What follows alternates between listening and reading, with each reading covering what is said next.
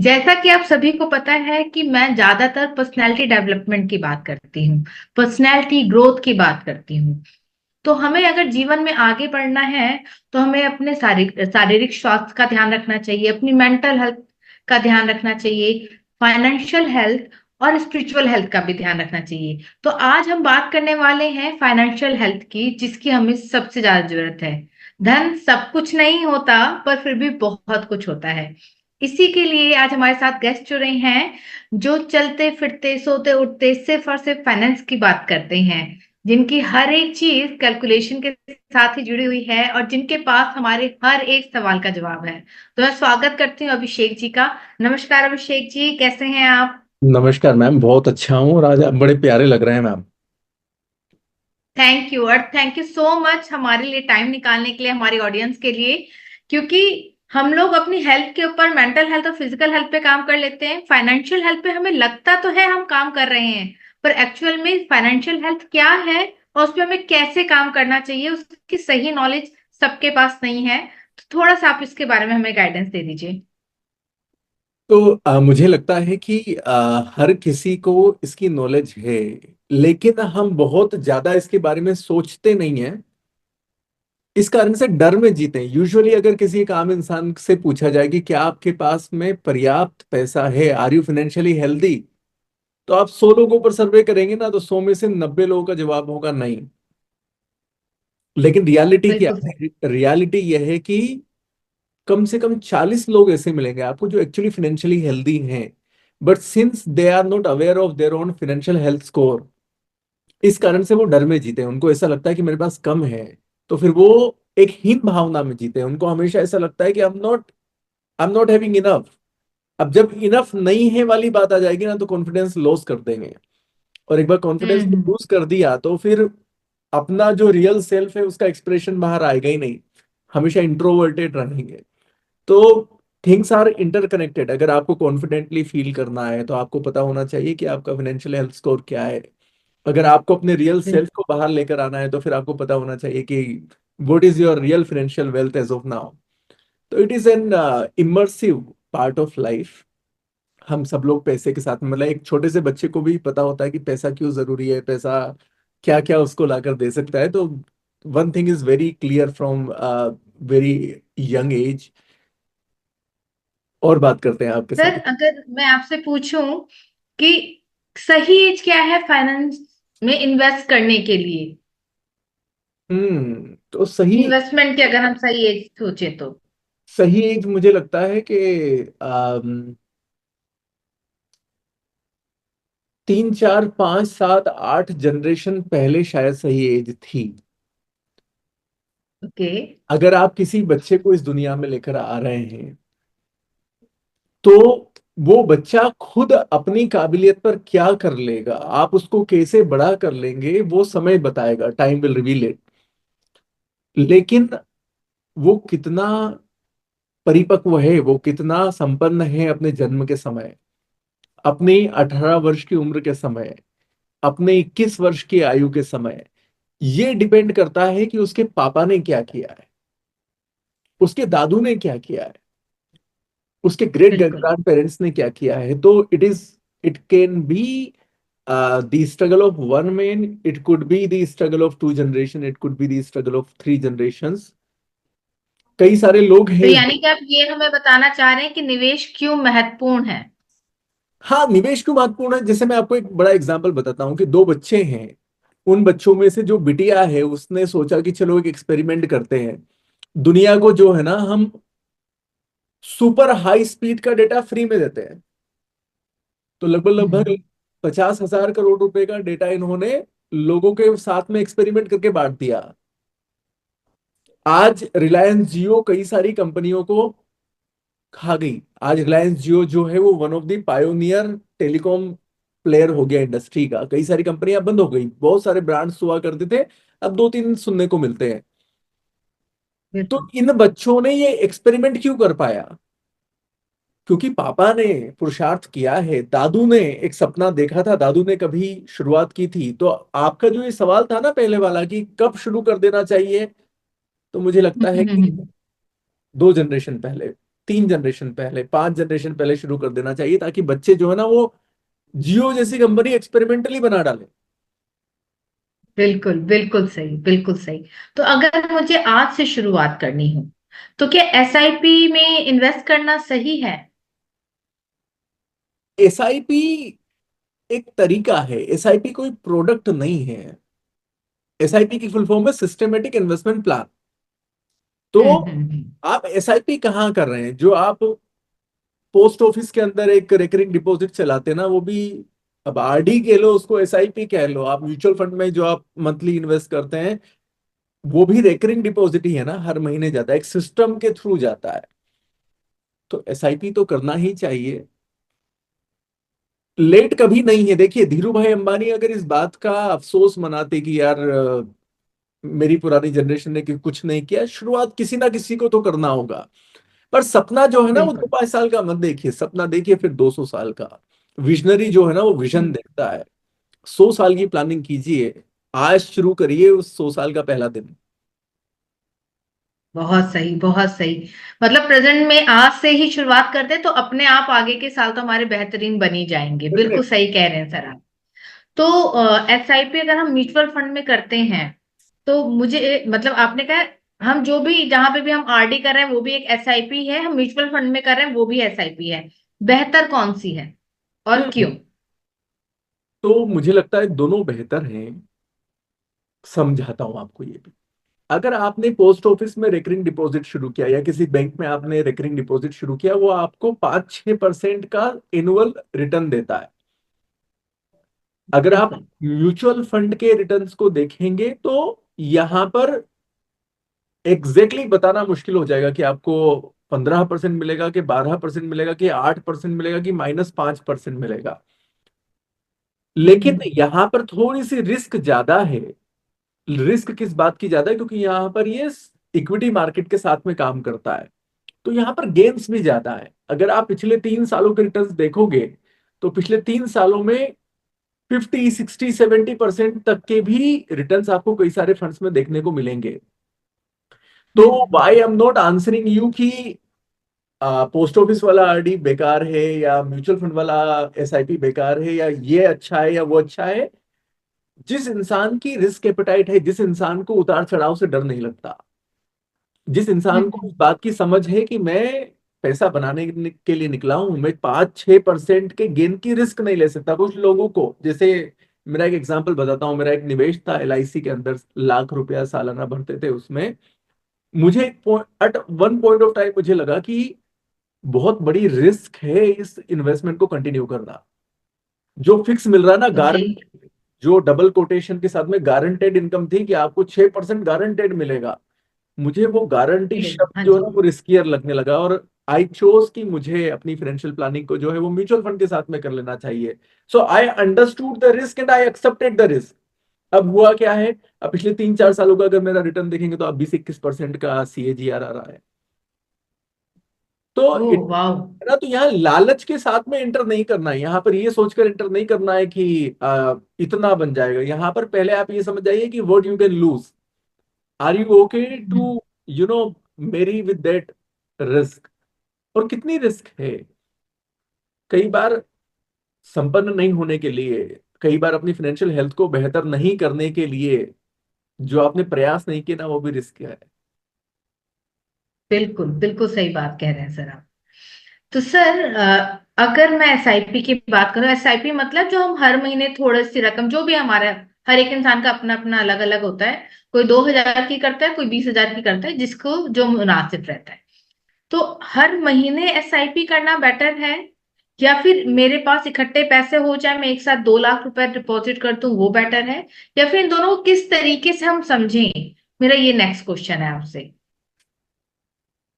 हम्म, पहले तो मैं आपको बताता हूँ कि एसआईपी जो है ना, या जो आप लमसम की बात कर रहे हो, ये तरीके हैं पैसा डालने के लिए।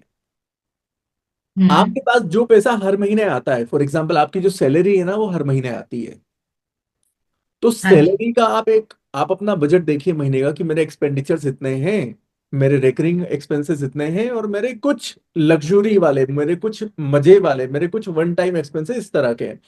अब जो अमाउंट बचता है वो तो आप मंथली एसआईपी डाल लीजिए। बट कुछ ऐसी इनकम है आपके पास जो वन टाइम आती है। फॉर एग्जाम्पल, आपको साल में एक बार या दो बार बोनस मिलता है। आपके पास साल में बिल्कुल। एक बार या दो बार ऐसा कोई एक्स्ट्रा अमाउंट आता है, जो कोई सी मेच्योरिटी होगी आपके फिक्स डिपॉजिट की, या फिर आपने कोई सा हम्म। एक एडिशनल वर्क किया, आपने कोई एक्स्ट्रा काम किया, कोई प्रोजेक्ट किया जहां से आपको 2-5 लाख रुपए का पैसा आया, या आपकी कोई सी एंडोमेंट पॉलिसी मेच्योर हुई। तो जो पैसा बिल्कुल। जैसे आता है ना वैसे निवेश कीजिए। जो पैसा आपको मंथली बेसिस पर आ रहा है, जो आपको रेकरिंग बेसिस पर आ रहा है, जो फिक्स अमाउंट आपको आ रहा है, उसका एक फिक्स अमाउंट का एसआईपी कीजिए, मंथली एसआईपी कीजिए।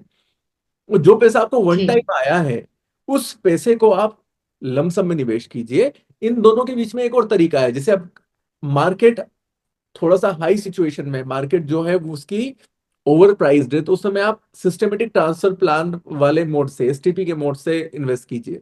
तो वो आप अपने फाइनेंशियल कंसल्टेंट के साथ में, वो आपका जो फाइनेंशियल गोल प्लानर है, आप हाँ जी। जैसे अपने डॉक्टर के साथ में सारी बातें बताते हैं ना, तो डॉक्टर विल डिसाइड कि अभी आपको कौन सा एंटीडोट देना है, अभी आपको कौन सा मेडिकेशन देना है, इस तरह से कब कौन सी सिचुएशन है। तो there is no thumb rule कि यही वाला तरीका बेस्ट होगा।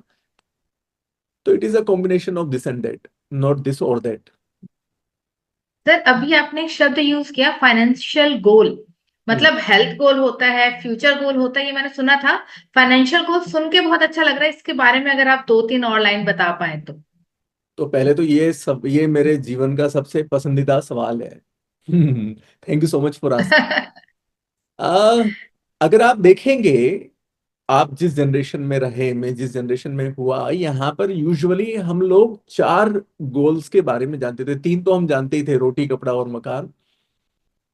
लेकिन हाँ इसके जी। साथ साथ में एक बच्चा भी होता है, उस बच्चे की पढ़ाई भी करवा लेनी है, उस बच्चे को हमें उसकी शादी भी करानी है, रिटायरमेंट भी है।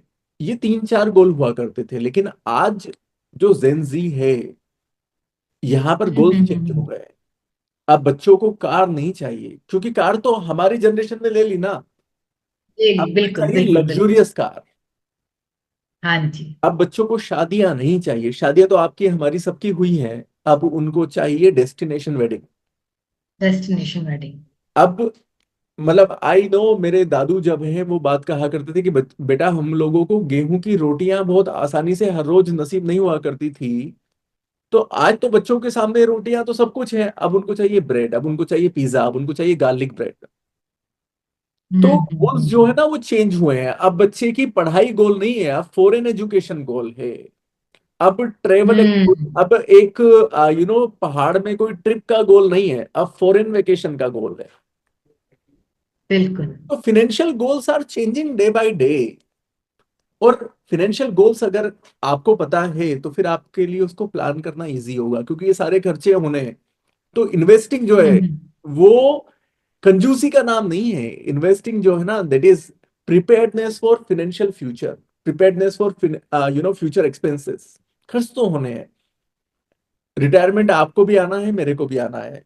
आज जितना मैं काम कर सकता हूँ, जितना काम मैं आज से 10 साल पहले कर सकता था ना, अब मैं उतना काम नहीं कर पाता हूँ। हम्म। जितना मैं लोगों को पहले कन्विंस करता था, समझाता था, जितना फॉलो अप करता था, मैं अब नहीं करता हूँ। मुझे लगता है कि अगले एक डिकेड में ये फिर से बदल जाएगा। हर 10 साल में इंसान की जो साइकी है वो बदल जाती है, इंसान पूरी तरह से बदल जाता है। बदल जाए।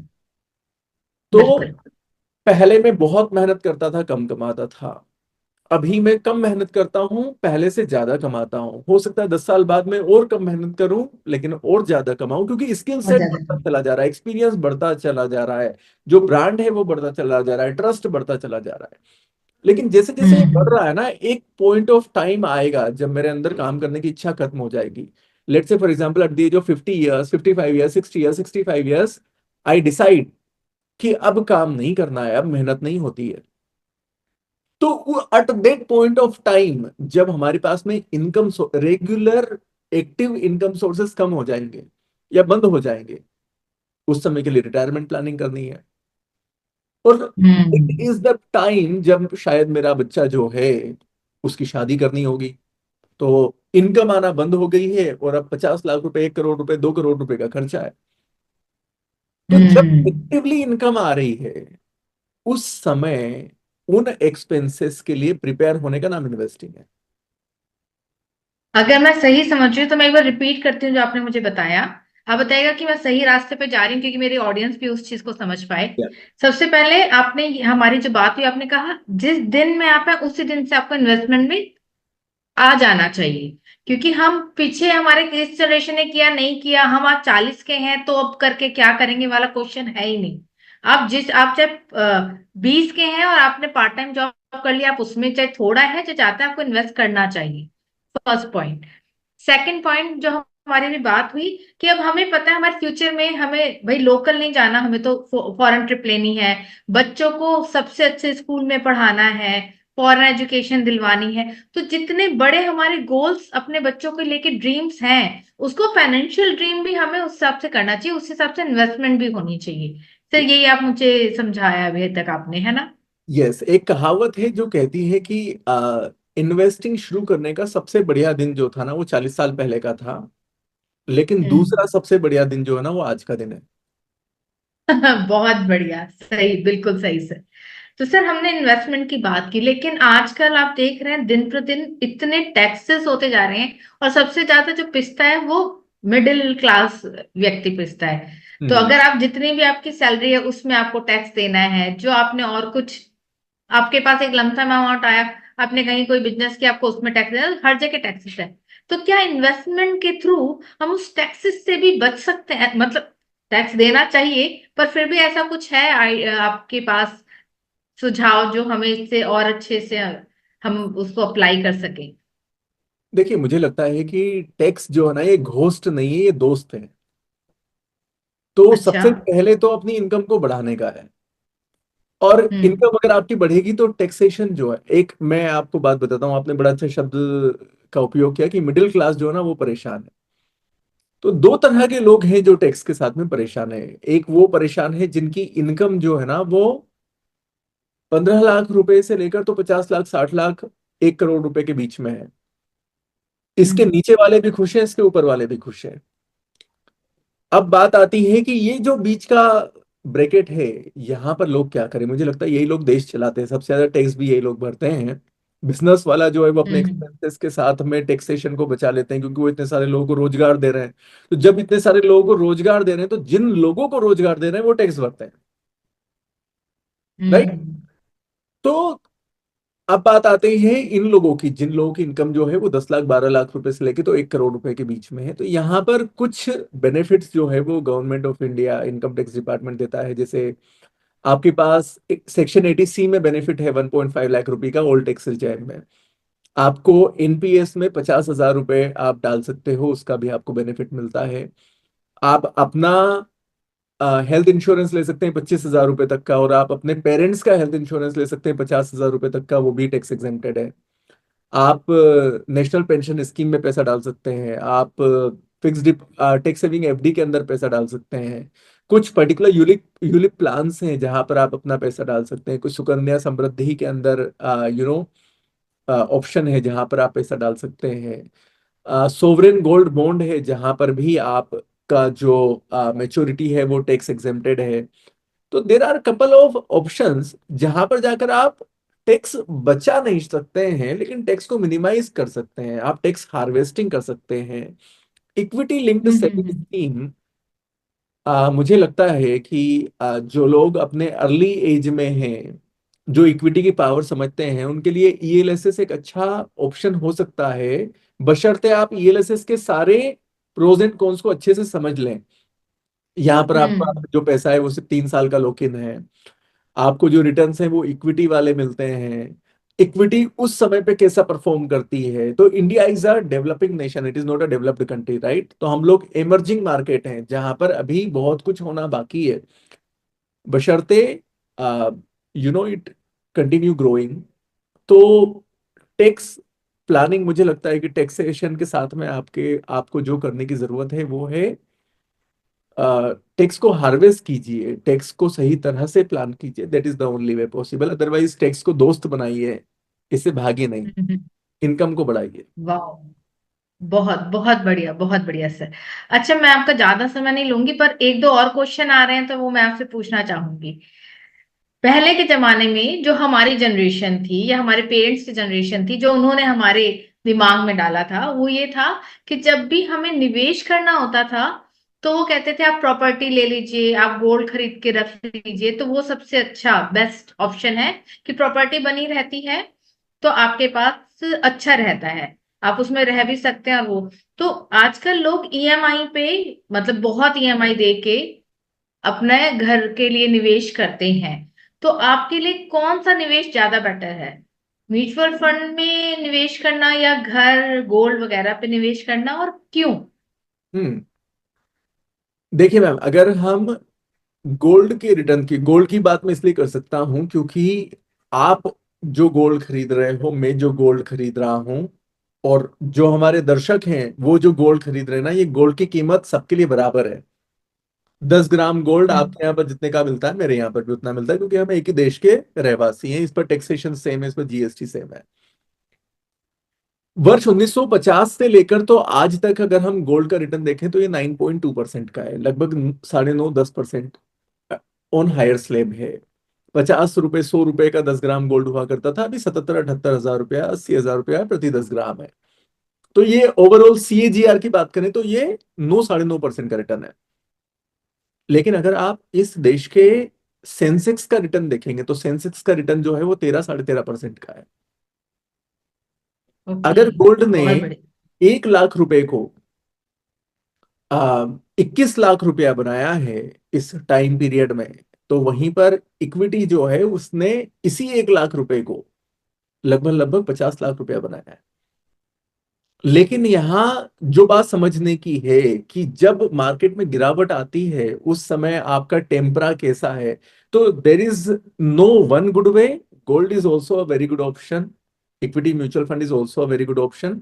डिपेंड करता है कि आपके पास क्या होता है। और मैं यहाँ पर भी आपको सलाह ये देना चाहूंगा कि आप दिस एंड दैट पर जाइए, दिस और दैट पर नहीं। जीवन जो है ना, वो ये या ये नहीं है, ये और ये है। कोई कहे कि मैं लेफ्ट हैंडर हूं, मुझे सिर्फ लेफ्ट हैंड पसंद है, नहीं नहीं भाई, दोनों हाथ चाहिए, तालियां तो दोनों से ही बजेगी ना। तो you should have gold, some proportion of gold, you should have some proportion of equity, you should have some proportion of real estate. लेकिन रेसिडेंशियल प्रॉपर्टीज जगह जगह नहीं खरीदते रहिएगा। एक घर जिसमें आप रहते हो ना, बस वो आपके पास में रेसिडेंशियल है तो ये ठीक है। इस देश में रेंटल इनकम बहुत नहीं है, 3% 4% का अगर सीएजीआर आपको रेंटल इनकम पर मिल जाएगा ना तो बहुत मिल जाएगा। इस देश में रेंटल प्रॉपर्टीज के अंदर सालाना वैल्यू इंक्रीमेंट बहुत ज्यादा नहीं है, 3-4% का वो है। तो कमर्शियल प्रॉपर्टीज जो है वहां पर वैल्यूएशन बहुत बड़े हैं।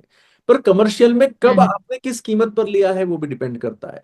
आज चीजें आपको रियल एस्टेट मिलती ही इतनी महंगी है कि कई बार बायर जो है ना वो 1 साल बाद भी उस भाव पर नहीं बेच पाता जिस भाव पर उसने खरीदा था। या फिर जो सेलर ये है वो, प्रॉब्लम आ रही है।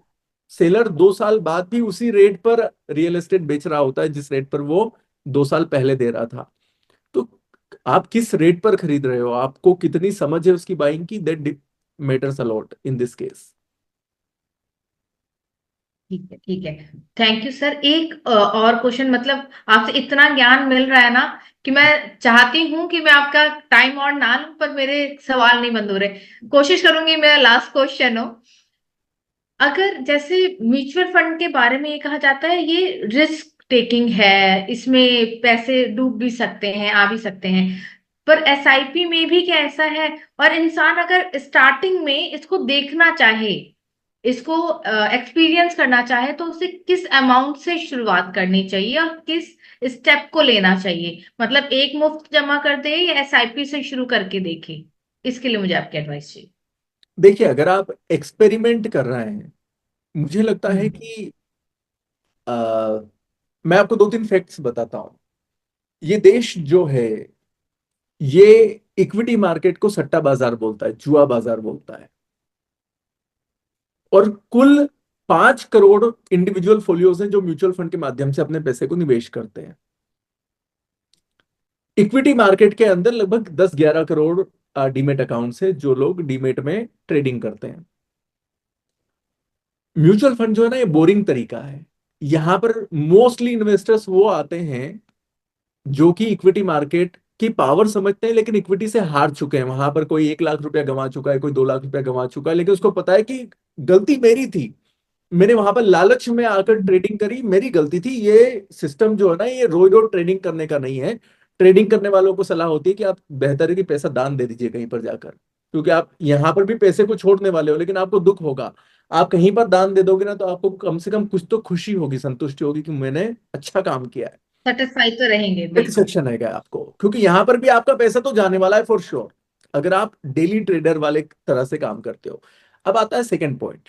Mutual fund is a boring way of making money. यहाँ पर थ्रिल नहीं है, यहाँ पर रोज हरा लाल नीला नहीं होता है, यहाँ पर धीरे धीरे पैसा बढ़ता है, धीरे धीरे यहाँ पर आपको वोलेटिलिटी दिखती है। It is a long term game. अब तीसरी बात आती है, तो 5 करोड़ इंडिविजुअल फोलियोज हैं इस देश में जो म्यूचुअल फंड के थ्रू अपना कुछ कुछ इन्वेस्टमेंट करते हैं। इन 5 करोड़ में सारे के सारे इन्वेस्टर है, ये बात नहीं है। यहाँ पर कई सारे 2-3 करोड़ 4 करोड़ लोग तो ऐसे आए हैं जो देखने आए कि ये पार्टी जो चल रही है यहाँ पर पैसा किसका बन रहा है। वो इन्वेस्टर नहीं है, उनका अभी हम्म। माइंडसेट तैयार नहीं है। अभी ये 15-20% का करेक्शन लिया मार्केट ने पिछले 1 महीने में, बहुत सारे लोगों ने अपनी एसआईपी बंद कर दी। जबकि इस समय एसआईपी का अमाउंट बढ़ाना था, टॉप अप करना था। आपको सस्ता सामान मिल रहा है, आपको ज्यादा यूनिट्स मिलेंगे, लेकिन लोगों ने उल्टा काम किया। क्यों किया? पार्टी देखने के लिए आए थे। तो मैं आपको हम्म। अमाउंट नहीं बताऊंगा, मैं आपको एसआईपी या म्यूचुअल फंड नहीं बोलूंगा, मैं आपसे टाइम पहले मांगूंगा। आप कम से कम हम्म। 6 साल के लिए, 7 साल के लिए, और हो सकता है तो 8 साल के लिए जो अमाउंट निवेश कर सके ना, उस अमाउंट से शुरुआत करिए। अगर आप वन टाइम करना चाहते हैं तो आपकी चॉइस है। मिनिमम कितना कर सकते हैं? 100 रुपया कर सकते हैं, आपकी मर्जी है ना। अच्छा। हाँ, मिनिमम 100 रुपीज हाँ। कर सकते हैं। एक्चुअल सही बात बताऊं ना आपको, तो मिनिमम तो आप 10 रुपया कर सकते हो। एक अभी रिसेंटली कुछ एमसी है जिसने 10 रुपए का भी ऑप्शन दे दिया है। पहले ये 100 रुपया हुआ करता था, उसके पहले 500 रुपया हुआ करता था, उसके पहले 1000 रुपया हुआ करता था, उसके पहले 5000 रुपया हुआ करता था। तो सेबी जो है वो चाहती है हम्म। कि प्रोडक्ट सबके पास पहुंचे। कुछ एमसीज ने उस लेवल पर भी एक्सेप्ट किया कि हम 10 रुपए का भी निवेश करवा लेते हैं। तो आप शुरुआत कहीं से भी बहुत कर बढ़िया। सकते हैं। लेकिन माई हम्बल एडवाइस, ये मेरा दिली सजेशन है आपको, कम से कम 8 साल का समय भी साथ में दीजिए। तो फिर हम्म। आपको मजा आएगा, फिर आप निवेशक बनेंगे। जैसे किसी बच्चे को ग्रेजुएशन के लिए 3 साल 4 साल का समय लगता है, तो मुझे लगता है कि किसी इंसान को इन्वेस्टर बनने के लिए, पावर ऑफ कंपाउंडिंग को समझने के लिए 7-8 साल का समय लगता है। लेकिन जिसने एक बार 7-8 साल यहाँ पर बिता दिए ना, फिर उसकी नेक्स्ट जनरेशन जो है उसको सिखाने की जरूरत नहीं पड़ेगी, वो करेंगी। There are couple of people, मतलब आपको मैं बताता हूं कि मेरा जो सबसे छोटा इन्वेस्टर है ना, जिसकी सबसे कम उम्र है, वो 100 दिन का है, 100 डेज। तो देर आर पीपल जिनके बच्चों को हम इंतजार करते रहे कि इसका कब आधार कार्ड बन जाएगा, कब इसका बर्थ सर्टिफिकेट आ जाएगा, ताकि हम उस बच्चे के लिए निवेश शुरू कर दें। तो मैं आपको ये जवाब तब भी दे सकता था जब आपने पूछा था कि कौन सी कब शुरू करना चाहिए, कौन सी एज है। I am just giving you the example कि यहाँ पर निवेश बच्चे ने नहीं किया, बच्चे के पापा के या मम्मा के माइंडसेट ने किया है। तो वो कम से कम एक जनरेशन पुरानी बात है। और वो माइंडसेट शायद हो सकता है कि उसके दादू का रहा होगा, इसलिए पापा में आया है, या दादू ने कुछ गलतियां की होगी निवेश नहीं कर कर, तो भी पापा को आया होगा। तो ज्यादा, यानी कि आप कह रहे हैं कि अगर मुझे मेरे बच्चों को सिखाना है निवेश करना, तो उनको नानी से दादी के यहाँ जाके जो पैसे मिलते हैं हम उसको उन्हें इन्वेस्ट करना सिखा दें, तो भी उनमें ये गुण आ जाएगा कि पैसे कैसे इन्वेस्ट किए जाते हैं।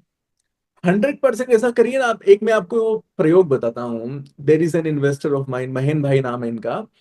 तो महेन भाई के बच्चे जो हैं, ये लगभग रोजाना 200-250 रुपया, 200-250 रुपीज, समटाइम्स 300 रुपीज, ये रोजाना खर्च कर दिया करते थे। तो उन्होंने मुझे हम्म। बताया, मैंने कहा एक काम करते हैं, बच्चों के पास कुछ तो पैसा होगा, तो there is something called as piggy bank, गुल्लक है। हम्म। उस गुल्लक में से 34-35 हजार रुपया निकला।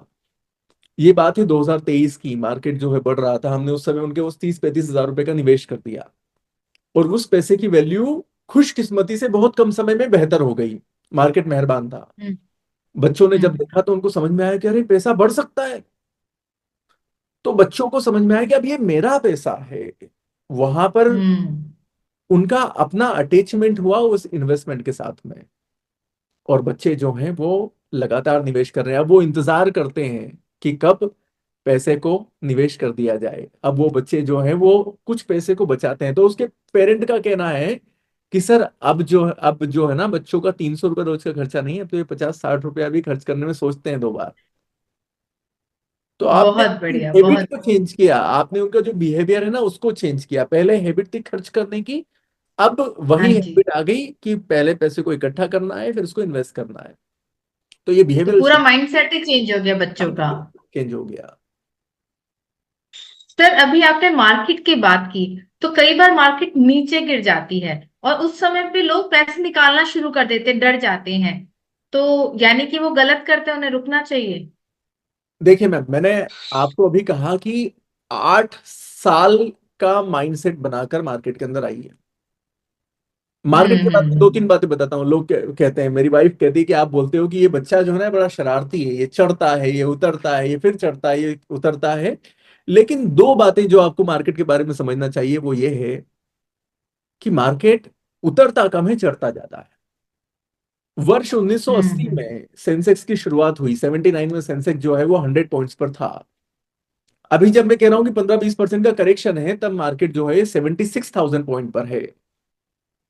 यानी कि ये सेवन हंड्रेड हम्म। टाइम्स ग्रो कर गया है। वो करके है। अब किसी इंसान ने 1,000 रुपए का इन्वेस्टमेंट 1980 में किया होता, तो आज हम्म। उसे 1,000 रुपए की वैल्यू कितनी है? 7,60,000। ओ।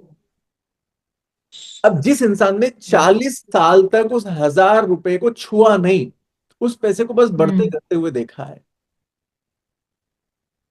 वो इंसान कितनी सारी कहानियां लोगों के साथ में शेयर करेगा। वो बताएगा कि हर्षद मेहता का जब कांड हुआ उस समय मार्केट इतना चढ़ा था और उसके बाद इतना गिरा।